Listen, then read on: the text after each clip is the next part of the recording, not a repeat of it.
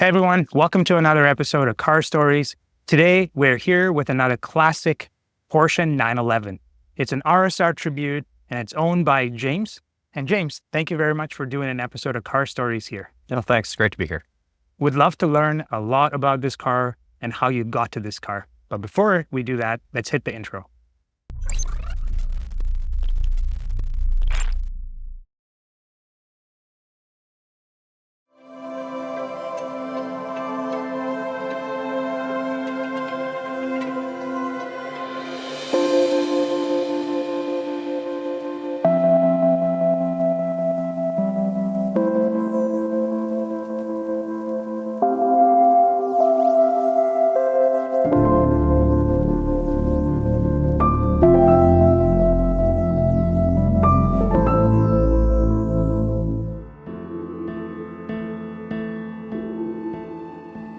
So James, thank you for joining us on this Car Stories episode. Let's talk about your Porsche 911.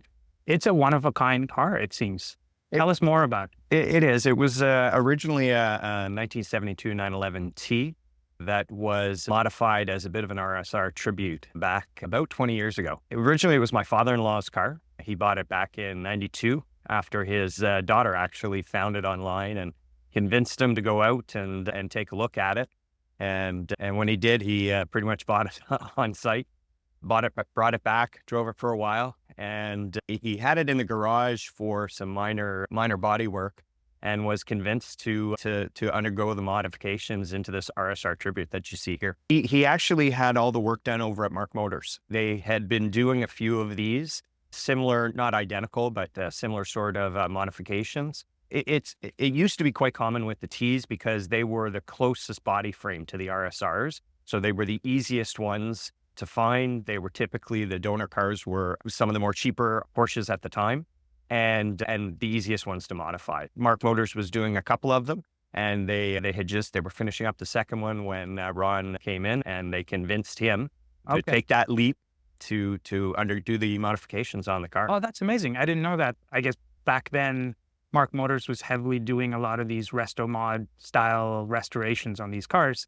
I think they still do them, but not at the level like this. No, you don't see it all that often or as much anymore, just because it's a little bit harder to find the donor cars. When Ron picked this up back in 92, compared to today, he got it for a bit of a song. And so nowadays you wouldn't be taking a 911T from 1972 and modifying it exactly. And just the time it takes to do it and the cost would just be prohibitive.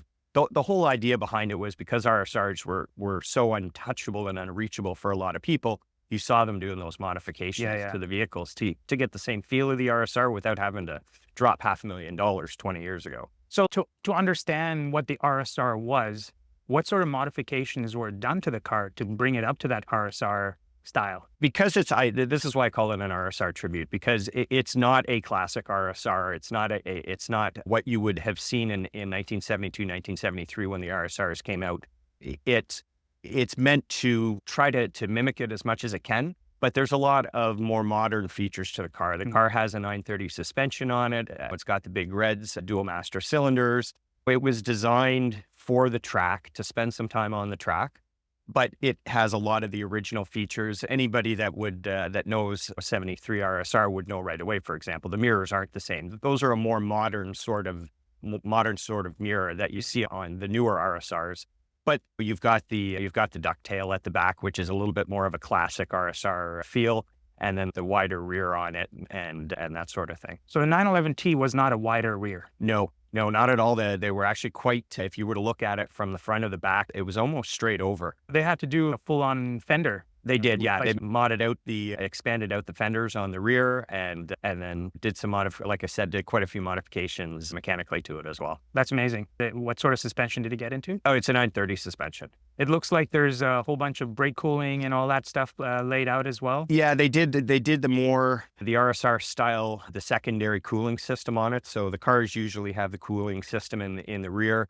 And then some of the 911s at the time will have a cooling fan up front. This one has the RSR cooler, so it actually pipes the oil into the front and then returns it back into the engine. It was meant because the intention was to track the car and eventually have a bigger engine in it. And so that was the plan at the time. How often do you track? I try to get out a couple times a year. Family and Yeah. and life get in the way sometimes. I only got out once this year over at Calabogie, but typically I do get out at least a couple Yeah. times, either Tremblant or Calabogie with the PCA group here in Ottawa. That's amazing. You don't see these type of cars out on track often. So I fact that it's get out some. there. I do get a lot of, I'll say, a little surprised looks when they see me put in. I'm always the oldest on the track, and I don't mean by age. I'm always the oldest car that's out there. And although this last time we did have a few cars that were in the 70s, which was great to see. Nice. But a lot of people are surprised when they see me pull up to the track because it is such a beautiful car. But I look at it when my father-in-law did the modifications on it. He wanted to get it on the track. He never, unfortunately, got a chance to do it. But I went and tried it once and got hooked, which is usually what ends up happening. And so, yeah, I try to get out a couple times a year as much as I can. That's awesome. I have a few more things about the mods, and we'll go into a little bit of history maybe of your kind of car choices as well. Continuing on the theme of mods, it sounds amazing. What kind of exhaust is on this thing? It's a custom exhaust on it. Nice. Again, Ron, when he just gave it to Mark Motors, he gave them a little bit of free rein with it, and they came up with a great system. It does growl, but it also purrs too. Yeah. It's a great sound when you throttle down and speed up, on the highway or whatever, and you hear that spinning up of the engine.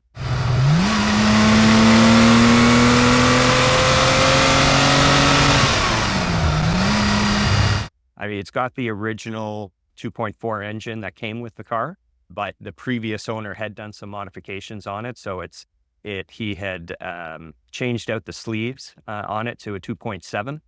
So it's not a 2.7, it's not a 2.4, it's somewhere in between. That's awesome.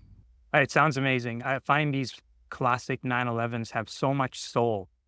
Yeah, I bet you driving it is a treat every single time. It is. They've got a lot of soul and they got a lot of temper too. As you mentioned, it's an older vehicle. It's got a lot of things that most of the cars don't have. The mechanical fuel injection is one of the unique things on here. It doesn't have carburetors. And when that is working well, it's working well. But when it's not, it can cause a lot of problems. You talk to it. Yeah. Oh, yeah. Exactly. It's usually in the morning. It's a little bit of finger crossing to see how quickly it's going to start, if it's going to give me an issue or not. But a car's 52 years old, and you get to that age, and we all have a few groans and creaks when we get out of bed. That's true. Oh, it's amazing. So let's go. I wanted to take it back as well. Is this your first Porsche 911, or have you had other 911s in the past? No, so this is my first Porsche 911. I'm not what you would call a classic car guy. I didn't grow up. I've had some interesting vehicles growing up. I had a beautiful 1979 MGB previously, and a BMW that I purchased and did some mods on it. But I'm not a garage guy. I never was. But Ron, my father-in-law, got me into it. When he was ready to pass the car on, I was more than willing to take hold of the keys. The car is actually not mine. I'm the caretaker of this car. The car is meant for his grandchildren, but they're only 9/11 right now. There's a few years to go before they get the keys. Yeah. And in the meantime, I get to be the keeper of the keys and the caretaker of this wonderful vehicle. You got to drive it before it bore scores, right? Exactly. So I try to get it out as much as I can, not as often as I'd like sometimes. Yeah. It's not a daily driver, but it's definitely not a garage queen. There's no doubt about that. Yeah, it's definitely built to be driven, and it looks like you're driving it and enjoying it to its fullest extent. I try. Now, if I was to ask you to list out the top 3 things that make this car special to you, what would they be? Oh, the top 3 things. One, how it came to me.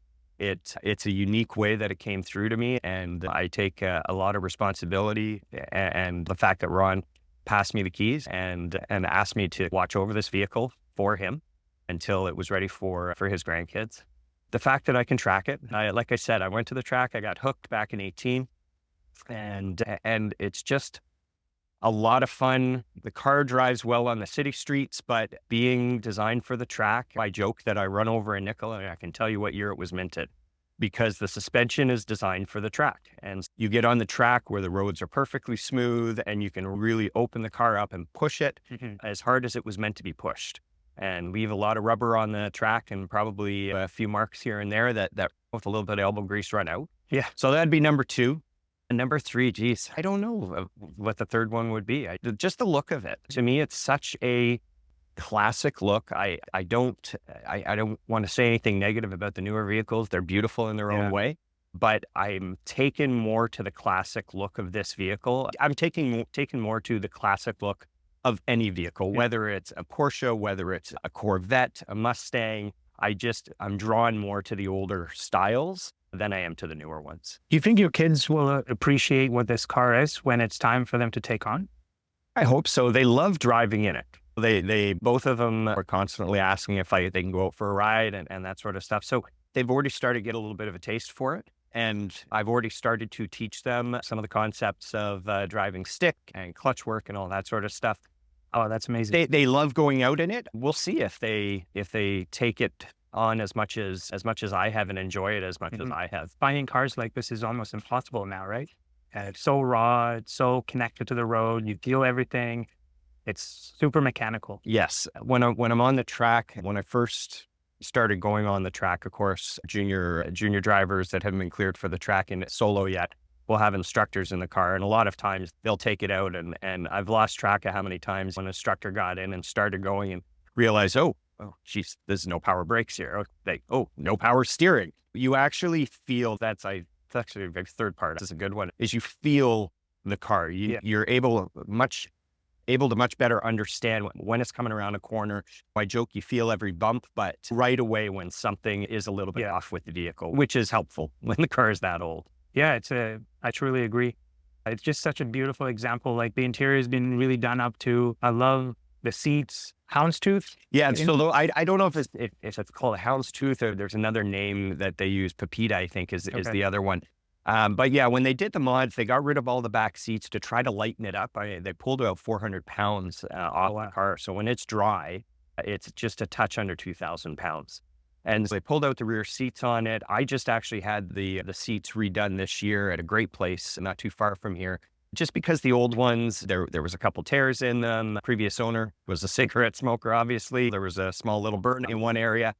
And they weren't original, but they had seen their time sort of thing. So I had those seats redone this winter. Well, I'm glad you did it because it totally completes the interior of the car for me. Yeah, it really pops. And there are a few little extras that I threw in there they've got the RSR handles on them. So instead of having the plastic handles to pull, it's just the strap. And in this case, tried to accent it with a little bit of red to match the red stitching in the seats.